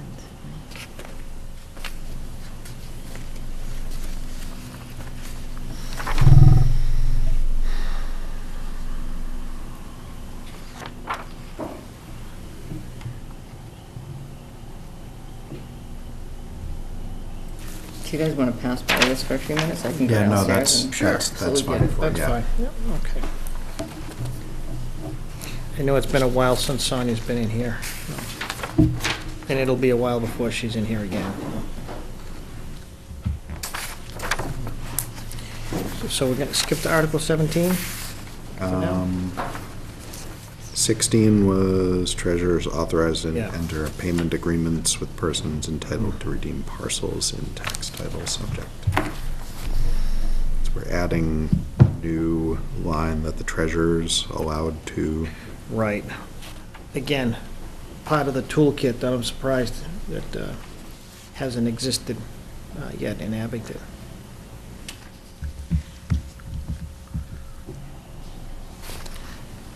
Put that aside. 17. 17 is the article. Says taking land for the Rotary of Chestnut and North Quincy.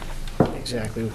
North Quincy, North Quincy being North Quincy and Chestnut. out where, Thompson Brockton. out where Exactly. Abington Glen and Chestnut Glen Exactly. apartments Exactly. are. Yeah, when you cross over into. Yeah. And it's Brockton's a the roundabout. worst. It's not a rotary, it's a roundabout. We're in Massachusetts, build one, it is a thank God. Rotary. Okay. Yeah, no, the town has to You take probably some, would, if you're going to 24, you go that way. Like, I go to work that way and it's awful. Like, there's car accidents all the time. yeah.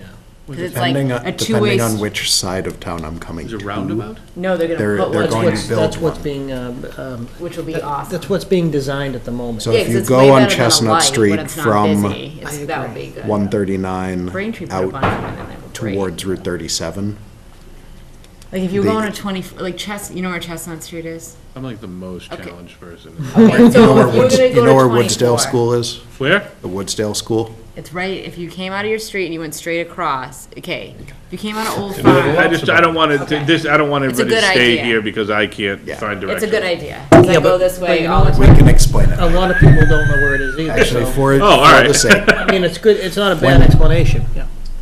the Lobster Barn Yeah. at the intersection of 139 and Oh. Hancock That right Street. there. Oh, When you come down Hancock away from Route 139, yep, Lobster Barn will be on your right yep. there. The next intersection Flashing light. is Chestnut Street.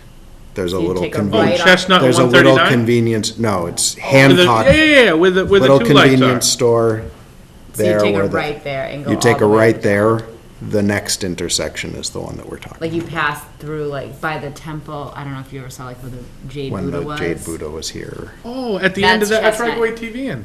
So, all right, so all the way there. Yes. Got it. That's where Right. you used to go in. Sure. And this is a this is a project in conjunction with the city of Brockton, because some of the So I was gonna land. say North Clinton, yeah, some of Yeah, that, it's one street right that. Right yeah. along the line there. And what this article does is it authorizes the selectmen to take Now there'll be a easements. road Yeah, so they're taking people's land, It's a but roundabout, Mike. roundabout rotary. There's But that's where three, it's gonna be. there's three in Abington who, three abutters who have property that the town needs to get easements from.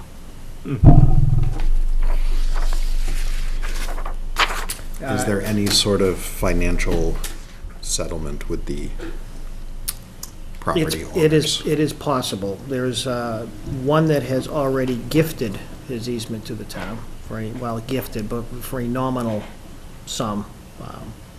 And the other two still haven't, that hasn't been completed yet.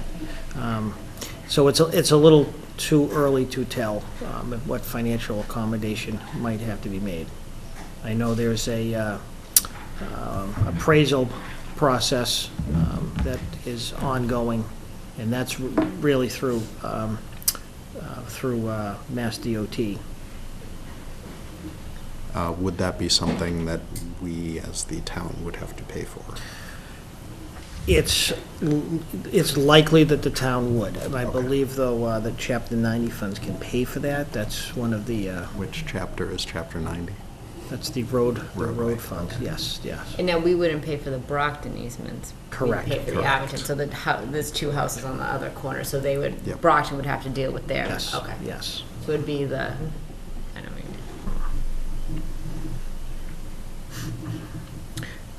Yeah, I know it's a really lot of article to say we can take easements.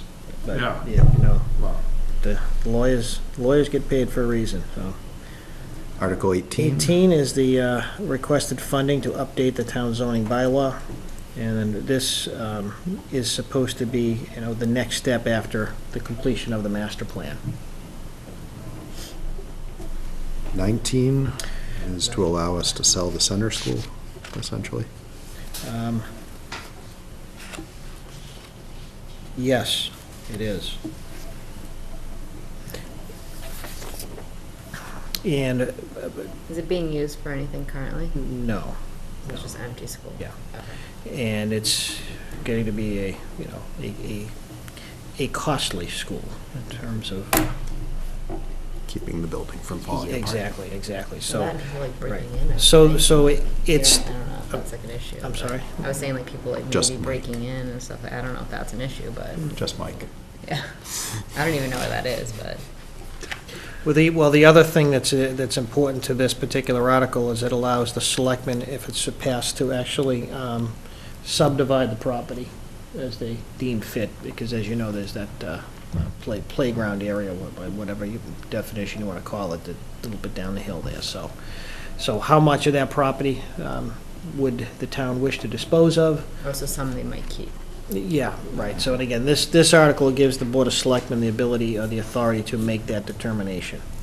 I mean, they may determine that the entire parcel should go, but presumably there's going to be a line that the town would like to keep a piece of that property.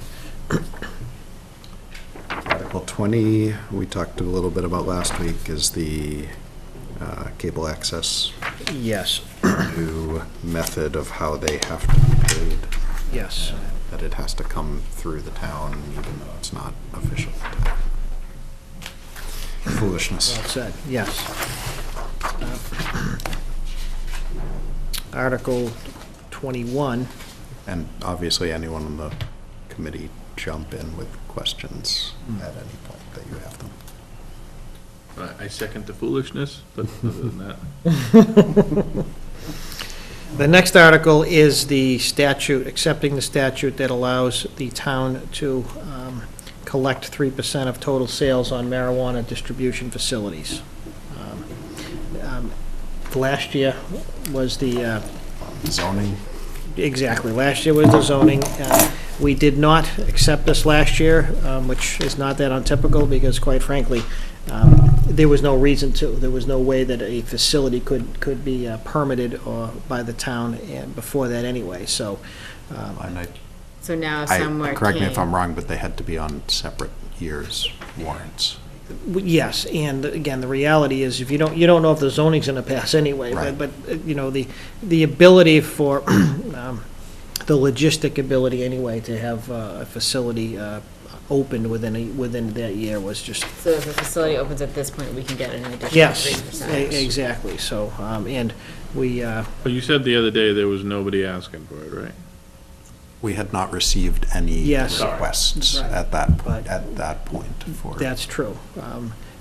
As it happens, just this week, we've had 2 inquiries, but, you know, inquiries are simply, what's your zoning?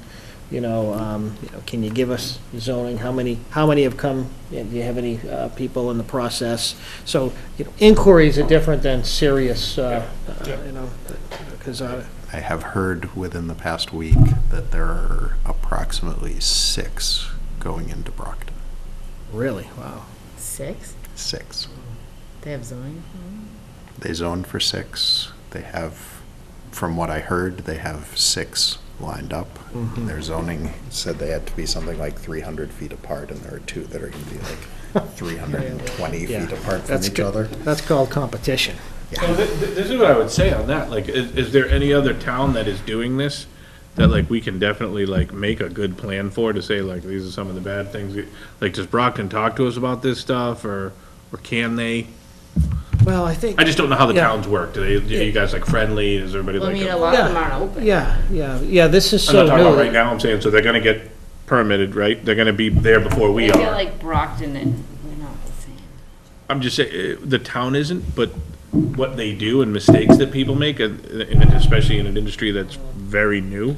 But we don't really have control over, it's just the pain. No, but I know what you mean, though, to, the best practices, Yeah. what Like did discussing- you do There's wrong? definitely gonna What be did you do Discussing right? things like I think it was Leicester, when the first ones went in, Yeah. the traffic was Sure. unbelievably onerous to the residents of the town.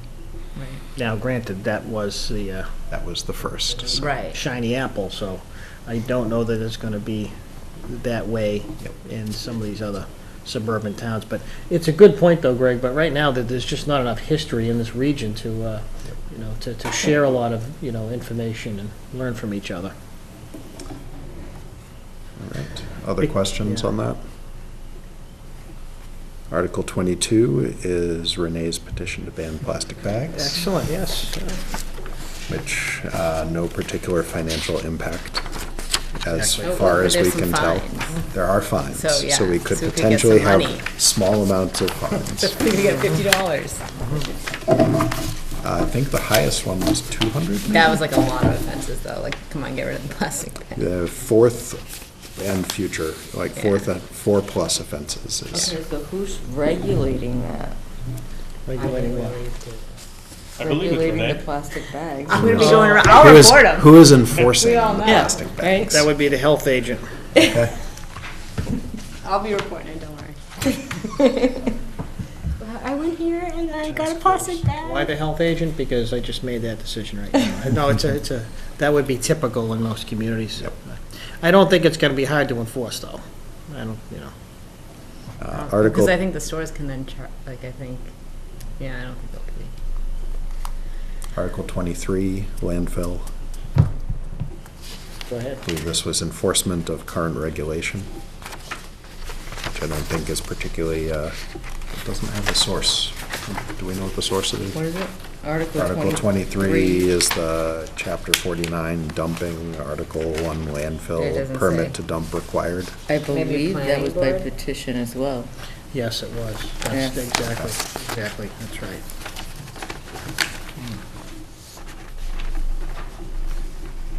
I'll have to do a little homework on that. So, Do the- You have do the some, Reader's Digest version of that one? That article? Yeah. Okay. Is it 'Cause I couldn't, petition? I insert- skimmed through it and couldn't tell exactly what they were asking for in this. Can't help you. I grabbed an older warrant when I walked in here, so I don't have the last article. Oh, that So was you need a- Buckley's article. You need a permit To to dump a lot dump of any stuff. fill materials in excess of 100 I'm tons. Yes. sorry, no, that's the planning board. Okay. The petition, yeah, the planning board currently has, there is a permit right now. The problem is that there's there's no enforcement provision in the current bylaw, the fill bylaw, where they said anything over 100 cubic yards, you have to get a permit from the planning board. That doesn't happen sometimes. Or some, you can imagine, over dumping, dumping without a permit.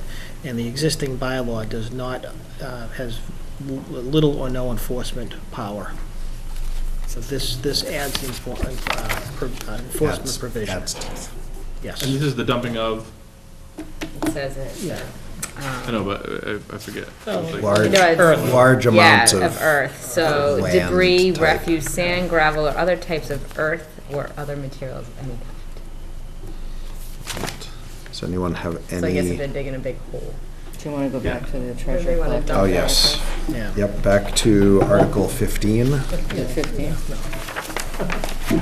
Contractors tend to be, So they just dump it anywhere they want, that's what it's basically saying? well, They're This only- is saying they're that supposed to be getting they're a not permit. supposed to, they're supposed to get a permit, but there's no enforcement So in then the they don't current have, so then they're bylaw, so not, and this they're just is dumping it.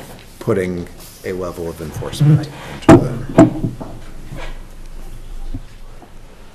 So Article 15, Section 44, subsection 2, being rescinded. So, what it says is, the reason is, this bylaw references the wrong statute, rendering the bylaw meaningless and unenforceable. The procedure in question is fully regulated by a different statute, which the treasurer is required to follow, with notwithstanding any other bylaw. So basically, this bylaw, being in our bylaws, Is redundant. is redundant. Okay, taking it out. Okay. Thanks. that was easy. Right? Which leaves us only Article 1. Sure, Article 1, I'll give you what we have. The budget. Now, this is the budget itself is no different than what you got last week. Actually, probably easier for you to. Yeah. It's the same thing. It is, but the revenue page might be a little different, and I was trying to be efficient, and I actually, there's a little summary. Greg, do you want to? Another one. No, it's just a little summary page, like I've done before.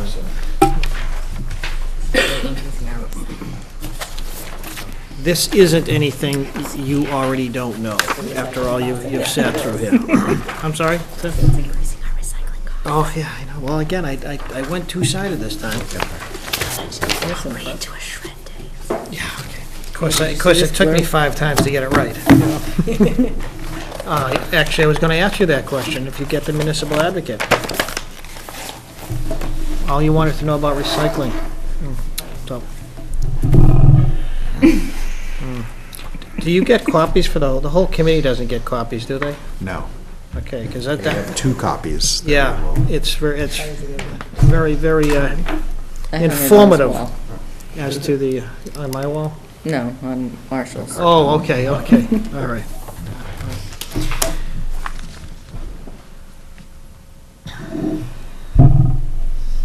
It actually is very helpful publication on what's going on these days in recycling, et cetera.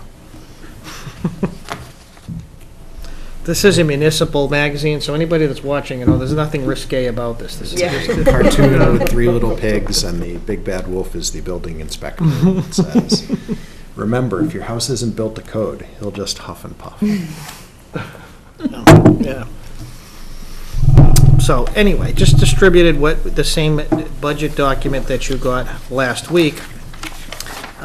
Some of the, I guess, the updates with regard to revenue, the you are aware already of the governor's budget proposal, which produced a cherry sheet, which had significant amount of Chapter 70 aid, approximately $1 million. We don't know exactly what the House and Senate are going to do, but obviously, it's, if anything, they try to play one-upsmanship. That's not going to go down at this point. The unrestricted general government aid, that, again, 2.5%, as we had discussed, that's the governor's goal, is to keep local aid at or above the overall growth in the state's revenue. Hopefully, the state revenue will continue to grow at any pace, So that's the big item, as you know. We're using a $340,000 new growth figure, which we feel pretty confident about. We've raised that a little bit. One of the things to keep in mind too is the 543 from the carried over from 2018. That is very helpful in building our tax base, because again, keep in mind, that was over and above what we had projected for that year too. So, all in all, we're pretty pleased where our overall tax growth has been the last couple of years. Again, 3.5%. That's pretty helpful, which seems to basically coincides too with our overall growth in our operating budgets. But we can get to that. I don't know if there's any questions about the cherry sheet receipts. The only question that I had off the top was looking at the charter tuition line. The Yes. FY20 requested was similar to last year, and it looks like less than half of that is what's in. Again, Be my students guess. are staying home. Okay. You're usually not that concise. So the charter tuition is kids heading out. Right, if they head out, we have to get pay, some- but we also get a we get some reimbursement back. reimbursement, But because they're not heading out, we're not getting such a reimbursement. Makes sense. Which again is a good thing. Mhm. Right. I don't know if any other questions. I mean, veterans benefits, 75% reimbursed, but it's usually a year out, isn't it? So Mhm. that's Yes. from 2 years ago. So the estimated receipts. I know we've spoken about this before, but the motor vehicle excise, we are projecting to be lower because there was a lot of back taxes, for lack of a better word, collected in FY19. So we're trying to be cautious with that. Why was that? We were changing over our software, so we couldn't do the billing that we needed to do in June of the 1 year, so we collected in the July, August. There was really no back tax, it was No, just like. it was more like yeah. just more the just changing of the- software, and when we could actually put the bills out. Money from FY18 when Right. we came in FY19. Yes. And Makes if the you were to numbers go back look to different. 18, or whatever, this says 19, is that more on track? So it doesn't look like there's a big, Or would it be kind of the average of the two? So it was 17, 18 that we were changing over software? yeah, So we didn't bill in 17, but we collected in 18, because if you look at that column, I know we're looking at 19, but Yeah. I always take the actuals from 18, because we don't have 19 numbers at the point, yeah. and we already have it from our recap. So you have 18 actuals that we billed 17 stuff into 18, I got which you. brought up our 18 numbers, but when we came into 19, we didn't have those same numbers, because we didn't Yeah, we didn't have the changeover in software. Now we're billing when we need to bill.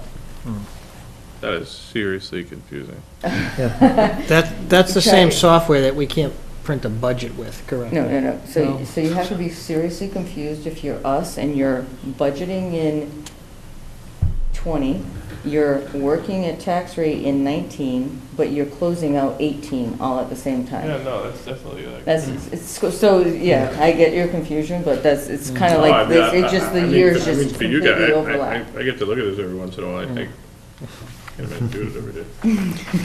Don't forget, it's government, Yes. okay? It's not supposed to make sense at times. but, So overall, again, I don't know if there's questions about any specific category, but basically based on the motor vehicle excise, we're, at least for now, being careful about that, and at over $300,000, in, I don't know, we'll call it lost revenue, but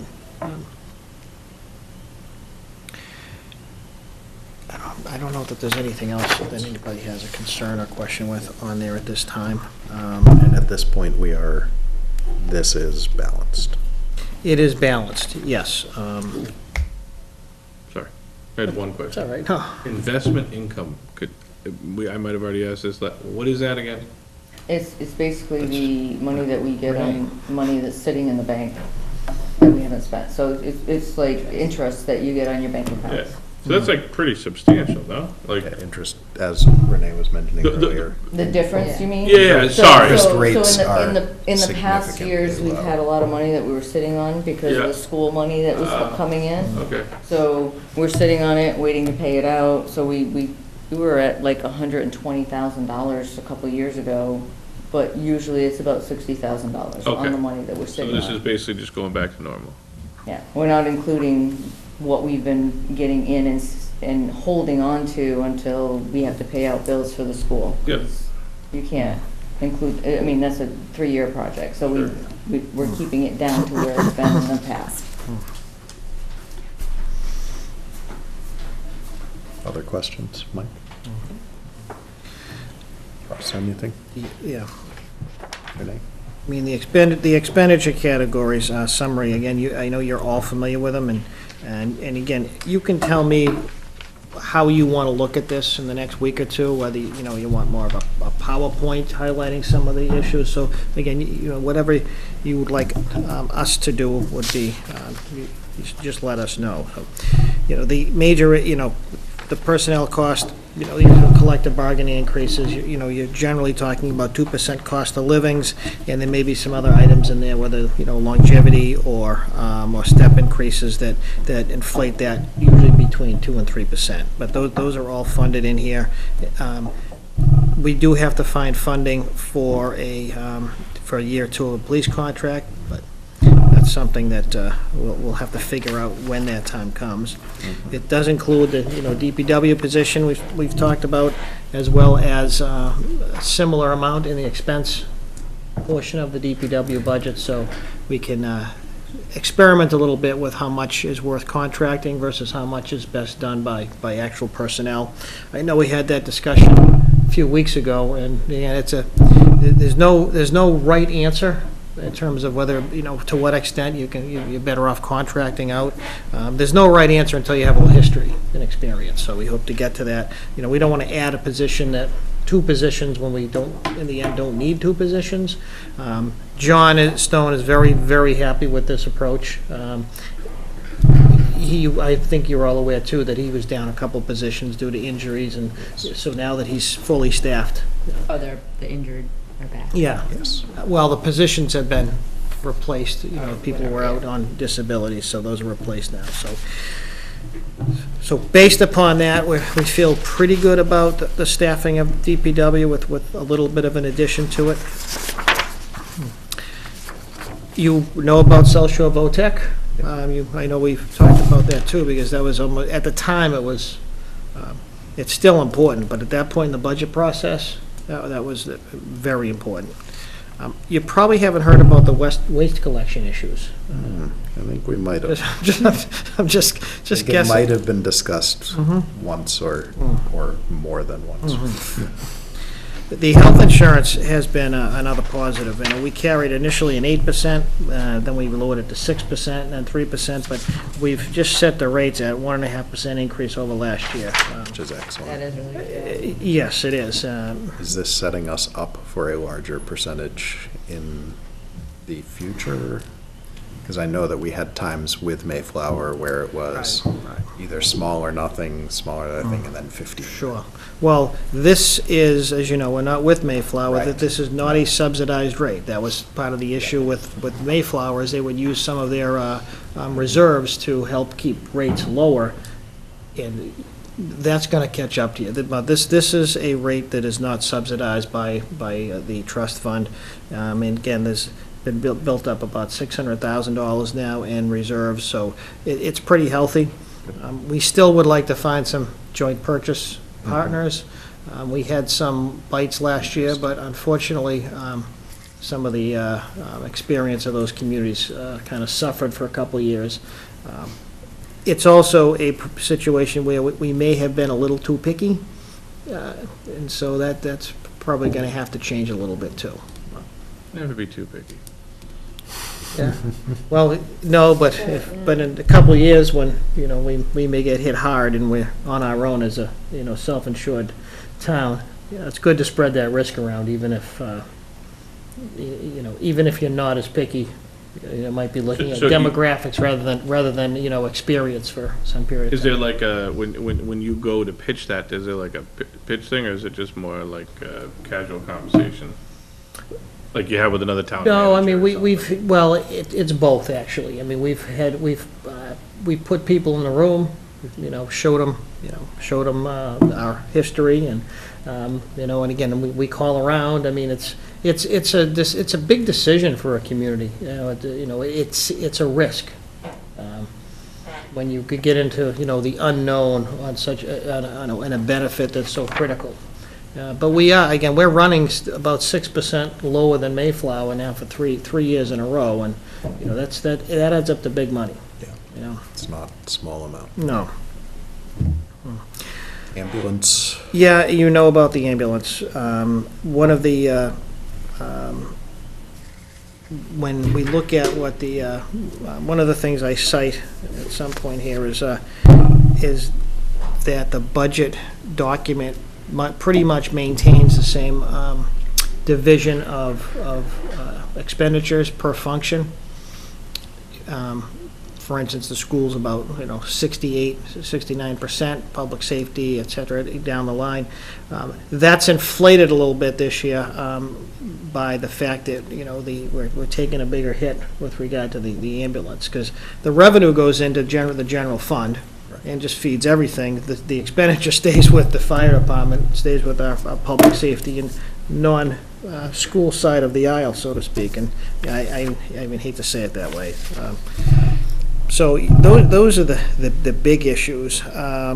If you'd like to go through the budget, we can do that. If you want to refresh yourself on some of these specific departments or increases, that's up to you. I don't want to. I think that's. Spend your time. You've been through it, and I don't I want think to. that's the bulk of our next week meeting. Okay. So, all right. I don't think we need to go in further depth tonight. I think we've gone into a decent amount for tonight and laid the groundwork, so. So, I know, at some point, if you let me know what you'd like to see, what you need. You may not need anything, but if you let us know so we can try to You get said you. that we were increasing the librarian salary, the head librarian. Yeah, that's in the line item, yes. Subject to appropriation. That's a big one. I think that's important. Yeah, okay, fair enough, yeah. That's what I'm here for, so. Okay, Other questions? No. we will get out of your way. All right, that brings us to the second portion of our agenda, liaison reports. Anyone? No? Correspondence, we do have 2 copies of the Municipal Advocate, which is discussing recycling. I am keeping one of them. Would anyone specifically like the other one? Russ? Sure. You were volunteered by Greg, by the way.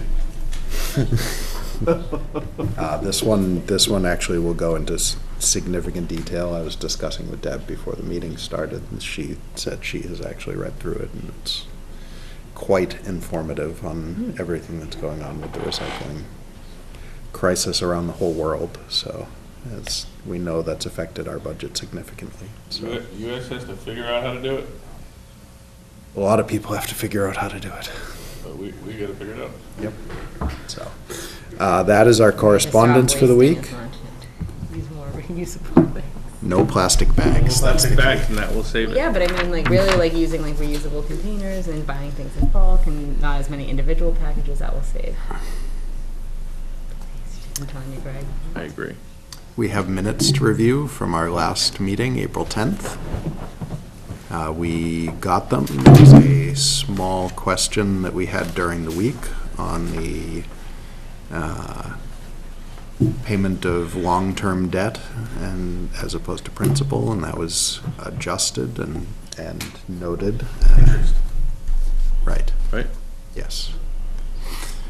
Any comments, motions on the minutes from April 10th? Motion to approve. There's a Second. motion and a second. Any discussion on the expertly prepared minutes from last week? Without any, all those in favor? All those opposed, abstaining? It is approved. Our next meeting is next week, which somehow is not on the agenda that was printed out. It is next week, April 24th. And we will be going over the budget again, and any questions people have on the warrant articles, which we did review tonight, we seem to be in pretty good shape on those, I would say. Any other questions, comments, motions? Motion to adjourn? Second. There's a motion and a second. Any discussion? Without any, all those in favor of adjourning? It is unanimous. We are adjourned.